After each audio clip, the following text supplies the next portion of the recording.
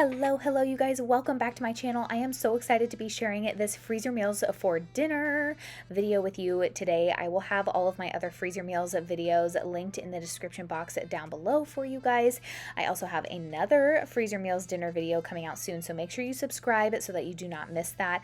I am in major nesting mode right now, you guys. I am 37 weeks right now as I am filming and recording this, and baby girl is coming soon. She has made it known that she might make an early appearance, so we shall see. By the time this is up, she may already be here. I'm not really sure.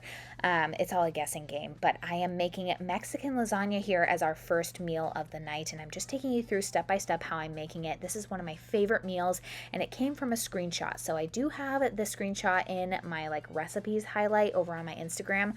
Any and all recipes that I have for you guys will be linked down below, or I will tell you where to find them. I want to try and make it as easy as possible for you guys.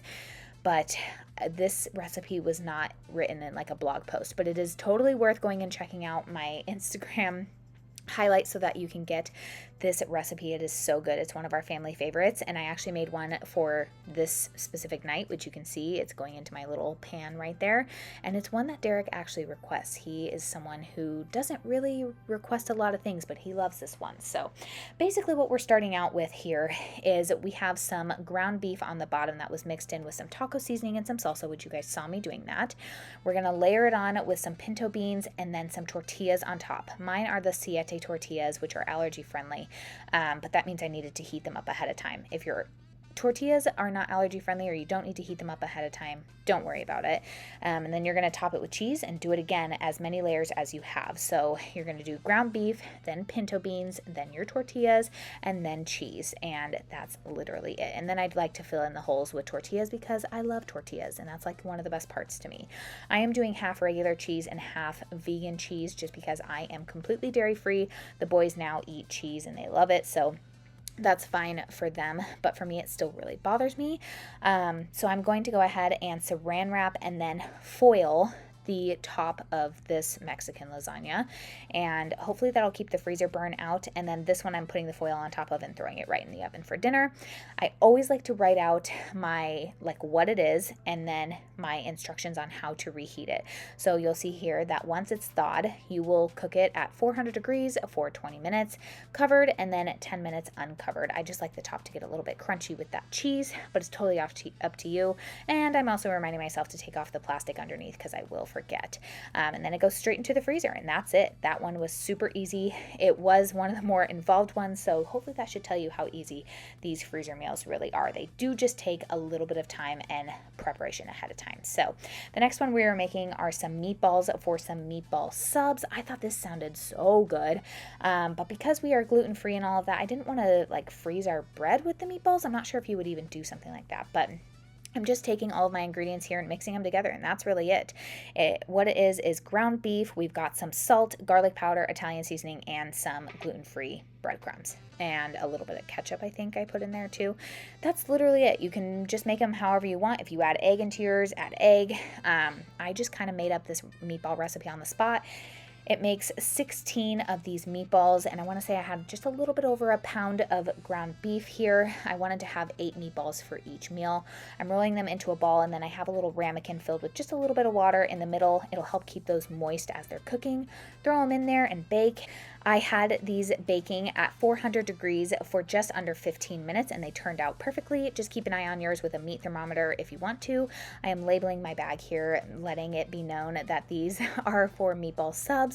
And then I had let these meatballs cool in the fridge just so we can try and eliminate any kind of freezer burn.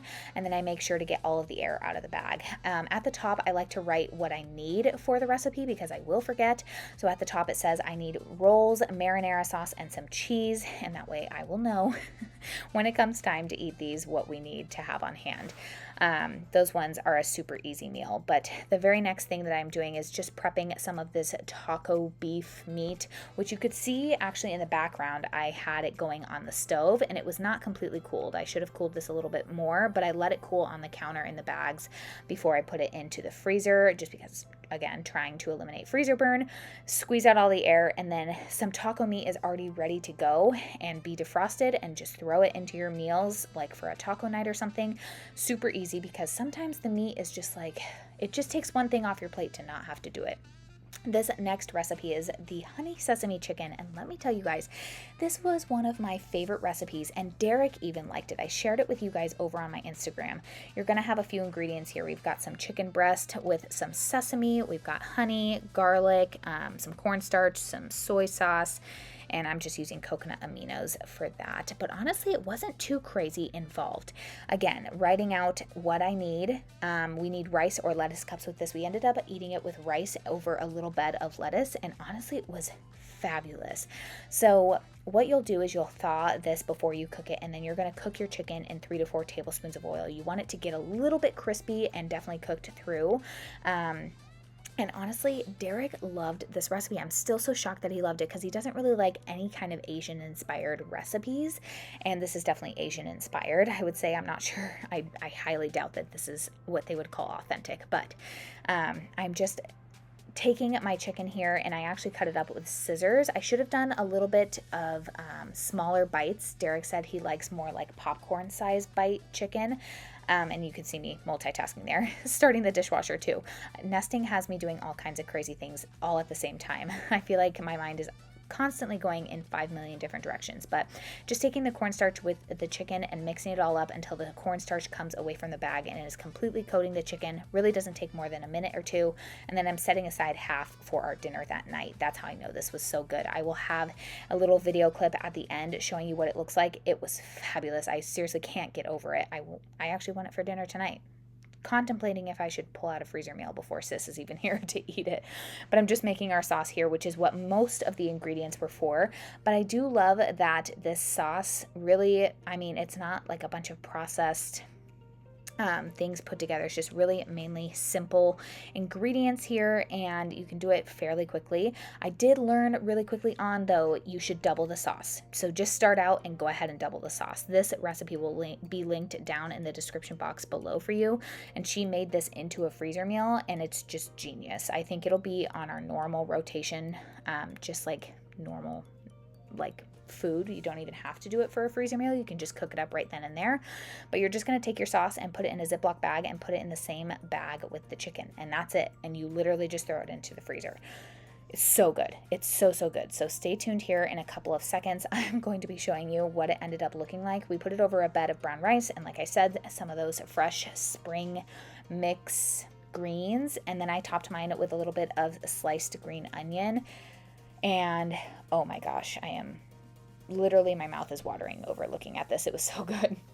The next recipe we are doing are these country boneless ribs. I've never heard of boneless ribs, you guys, but this was a super easy recipe to throw together, so I figured, it can't hurt.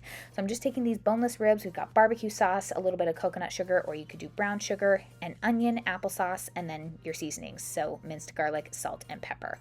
Super easy. You're just going to take your onion here, and mine was a little bit like starting to go bad, so I just cut off the bad pieces and chopped up what I had, which sometimes you just got to roll with the punches. You guys will see like later in the video, I had no onions to go in some of these recipes because I thought my onions were still good, and they were not. So just roll with what you've got, and I'm sure it'll be good. You won't even miss the onion. But taking the meat out of the package, and then I'm going to go ahead and season it with salt and pepper on both sides, throw it into my bag, super easy, and then I'm just going to be making the sauce that she says to mix up. I've never really thought about putting applesauce with barbecue sauce, but that's what it calls for, and I just went ahead and made the amount that she said. So it's minced garlic, you've got a little bit of brown sugar or coconut sugar going in, some applesauce, and then mainly barbecue sauce. You're going to mix it up and pour it over your boneless pork ribs here and kind of, I guess, smush it all together and make sure that all the air is out of the bag, and then you're just going to freeze it up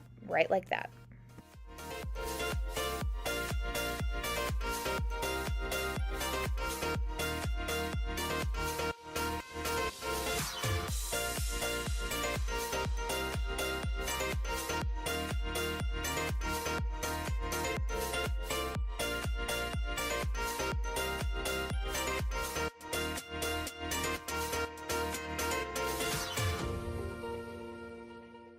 next recipe is called a chicken French dip. I have never heard of a chicken French dip before, but again, this is one of the recipes that I will have linked in the description box down below for you.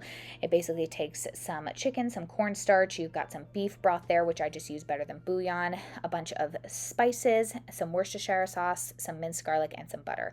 And really, this looks like a lot of ingredients, but it's just because I'm pulling out all my spices at the same time. But really, it's like a super easy recipe. This one was one of the quicker ones that I had to throw together, and you just pour everything into the bag. It's super easy, but I'm really excited to try this one. One, because I've never tried a chicken French dip, but two, because I never make French dips anyways, but I love to get them when we're out and about, like at a restaurant. I haven't gotten them in probably a year or two because I've been gluten-free, and I have never found a place that has like gluten-free and tons of allergy-friendly French dips, but I love dipping a sandwich in that au jus sauce. So that's essentially what we're doing here. And you will just heat this all up after it's frozen, of course. Heat this all up in your crock pot, and then you use like the juice at the bottom of the crock pot as your au jus. I feel like that's super easy. All you need to have on hand to have this one at the end of the day is some buns and some cheese.